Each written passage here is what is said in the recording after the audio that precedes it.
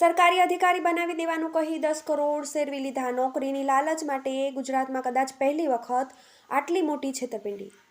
ગુજરાત જાહેર સેવા આયોગના પરીક્ષા વિના જ સીધી ડેપ્યુટી કલેક્ટરની નિમણૂક આપવાની લાલચ આપીને 5 યુવકો સાથે અમદાવાદમાં રહેતા 4 ગઠિયાઓએ ₹3.45 કરોડ જેટલી રકમની છેતરપિંડી કરી હોવાની ફરિયાદ ક્રાઇમ બ્રાન્ચ ખાતે નોંધવામાં આવી છે.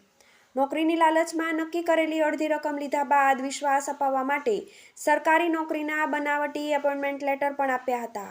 આરોપીઓએ એક પોસ્ટ માટે 2 થી સવા કરોડની રકમ નક્કી કરી હતી. આ સમગ્ર મામલે અમદાવાદ ક્રાઇમ બ્રાન્ચે ગુનો નોંધીને કાર્યવાહી શરૂ કરી હતી, જેના આધારે આજે અમદાવાદ ક્રાઇમ બ્રાન્ચે 4 આરોપીઓની ધરપકડ કરી છે. આરોપીઓ પાસેથી બનાવટી એપોઇન્ટમેન્ટ લેટર અને સ્ટેમ્પ જપ્ત કરાયા છે. આરોપીઓ સરકારી નોકરીની લાલચ આપીને અનેક લોકો સાથે કરોડો રૂપિયાની છેતરપિંડી આચરી હોવાની શક્યતા પોલીસે વ્યક્ત કરી છે. વિશ્વાસ અપાવવા જીપીએસસીના નામે બનાવટી એપોઇન્ટમેન્ટ લેટર પણ આપ્યા. નિકોલમાં આવેલા ક્રિશ એક્ઝોટિકા એપાર્ટમેન્ટમાં રહેતા યોગેશભાઈ પટેલે ક્રાઇમ બ્રાન્ચમાં નોંધાવેલી ફરિયાદની વિગતો એવી છે કે 4 વર્ષ પહેલાં LLBના એડમિશન માટે તે જીતેન્દ્ર પ્રજાપતિ, રહેવાસી ઘનશ્યામનગર સોસાયટી, નવા વાડજને મિર્ઝાપુર કામા કોમર્શિયલ કોમ્પ્લેક્સમાં આવેલી તેની ઓફિસમાં મળ્યા હતા.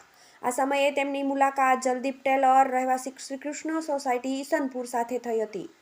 જીતેન્દ્ર પ્રજાપતિએ જણાવ્યું હતું કે જલદીપનો વકીલ છે અને તે મોટા સરકારી અધિકારીઓ સાથે સીધા સંપર્કમાં રહી જીપીએસસી દ્વારા બહાર પાડવામાં આવતી સરકારી નોકરીમાં સીધી ભરતી કરાવી આપે છે.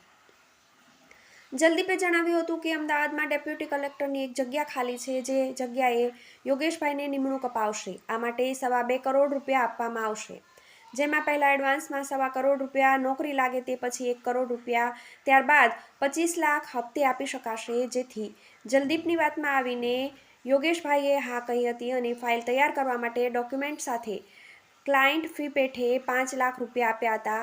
જેના થોડા સમય બાદ જલદીપનો માણસ હિતેશ સોની અને જલદીપે ₹16 લાખ લઈને 10 દિવસમાં ડેપ્યુટી કલેક્ટર તરીકે નિમણૂક મળી જશે અને તેના પર ગુજરાત જાહેર સેવા આયોગના સચિવની સહીવાળો પત્ર આપ્યો હતો.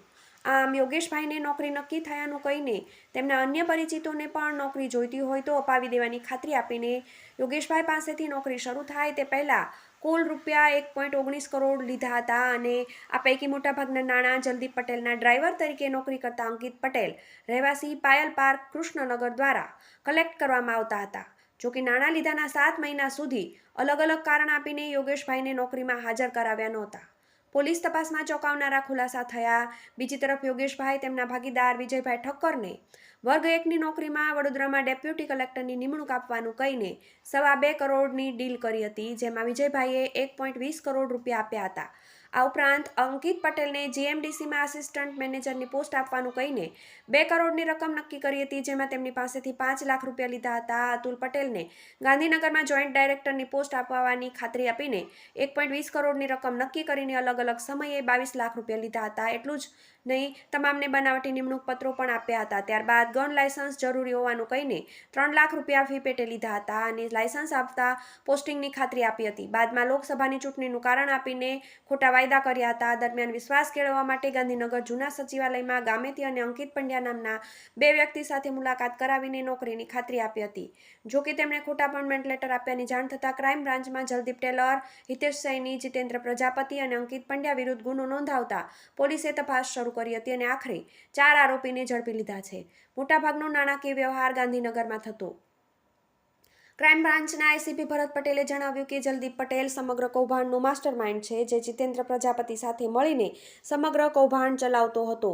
યોગેશભાઈને નોકરી અપાવવાની કામગીરી ગાંધીનગર સચિવાલયમાં થતી હોવાની કહીને જલદીપ તેમને જૂના સચિવાલયમાં આવેલી ચાની કીટલી પર લાવતો હતો, જ્યાં તેને ઊભા રાખીને સચિવાલયમાં અધિકારીઓને મળવાનું નાટક કરતો હતો. ત્યારબાદ તે પરત આવીને તેના જ માણસોની મદદથી યોગેશભાઈ અને અન્ય ભોગ બનનારને ફોન કરીને નોકરી નક્કી કરી આપવાનું કહીને ગાંધીનગરમાં સેક્ટર 11ના ગ્રાઉન્ડમાં બોલાવીને નાણાં લઈ લેતો હતો.